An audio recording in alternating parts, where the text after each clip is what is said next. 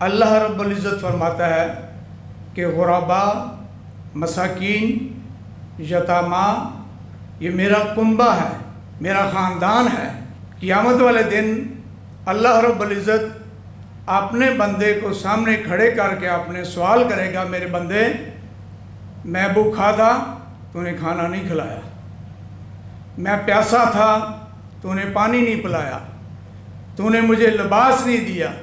وہ بندہ عرض کرے گا مولا تو بادشاہ ہے، تو مالک ہے، تو رب ہے، تجھے کون کھانا کھلا سکتا ہے؟ تو سب کو کھانا کھلاتا ہے۔ تو اللہ پاک فرمائے گا کہ ایک وقت ایک بندہ غریب تھا، لاچار تھا، بے بس تھا، تیرے پاس سہولت تھی، تیرے پاس ذرائع تھے، وہ تیرے پاس آیا سوال لے کے، تو نے اس کو انکار کیا۔ اس کو اگر تو کھانا کھلاتا تو مجھے کھانا کھلاتا، اس کو اگر تو لباس دیتا تو تم مجھے لباس دیتا، اس کو اگر پیاسے کی پیاس بجھاتا تو تم مجھے میری پیاس بجھاتا۔ بھائیو، اصل بات یہ ہے کہ ہم کسی کو کچھ نہیں دے سکتے۔ اس بات کا یقین ہونا چاہیے کہ کبھی یہ سوچ بھی نہیں آنی چاہیے کہ میں کسی کو کچھ دے سکتا ہوں، میں اپنی ذات کو کچھ نہیں دے سکتا۔ دینے والی ذات صرف وہی ہے، لیکن جس کو وہ دیتا ہے اس کے لیے یہ سوال بھی ہے کہ میرے بندے میں نے تجھے دیا ہے، اور جو میرا دیا ہوا مال ہے اس کو تو نے کہاں استعمال کیا ہے۔ دینا بندے کے بس کی بات نہیں، دینا اللہ کی سنت ہے۔ اور دینے والے کو اللہ کبھی فقیر نہیں رکھتا، اللہ کبھی محتاج نہیں کرتا۔ کیوں؟ کہ اللہ کسی کا محتاج نہیں ہے، دینے میں بھی اور لینے میں بھی۔ بندہ ہر حال میں محتاج ہے، دینے میں بھی اور لینے میں بھی۔ یہ رب کی کرم نوازی ہے، یہ رب کا فضل ہے اس بندے کے لیے جس کو خدا چن لے اپنے لیے اور اپنی مخلوق کی خدمت کے لیے۔ ایک واقعہ کوڈ کرتا ہوں کہ جس فکر کو، جس مرشد کریم اس فکر کو لے کے چلے ہوئے ہیں، یہ فکر ان کی ذاتی فکر نہیں ہے، یہ فکر ان کے گھر کی فکر ہے۔ یہ اس گھر کے فرزند ارجمند ہیں۔ جب اللہ نے ان سے مانگا تو ان جیسا کسی نے نہیں دیا۔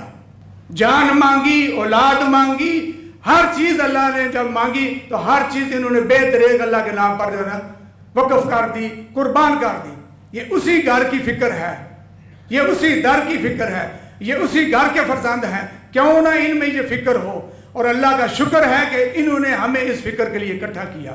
اس فکر کے لیے فکر مند ہونا میرے لیے ضروری ہے، آپ سب کے لیے ضروری ہے۔ بصرہ سے ایک بزرگ ایک واقعہ کوٹ کرتا ہوں۔ مدینہ شریف کی حاضری کے لیے گئے، جب مدینہ پہنچے تو دل میں خیال آیا کہ کیوں نہ رسول اللہ صلی اللہ علیہ وسلم کے خانوادے کی زیارت کر کے جاؤں۔ جب وہاں پہنچے تو امام جعفر صادق سلام اللہ علیہ سے ملاقات ہوئی، تعارف ہوا، عرض کی حضور میں بصرہ سے آیا ہوں۔